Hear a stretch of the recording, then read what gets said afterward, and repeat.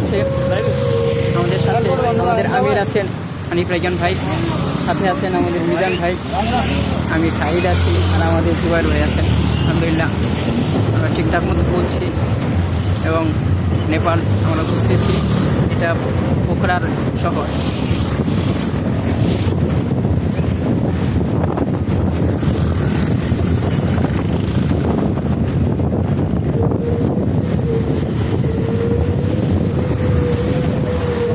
দেখা যাচ্ছে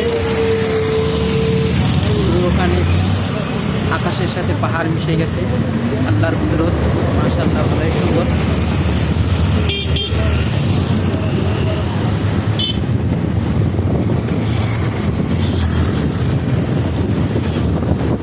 ওই ওখানে হিমালয় দেখা যাচ্ছে।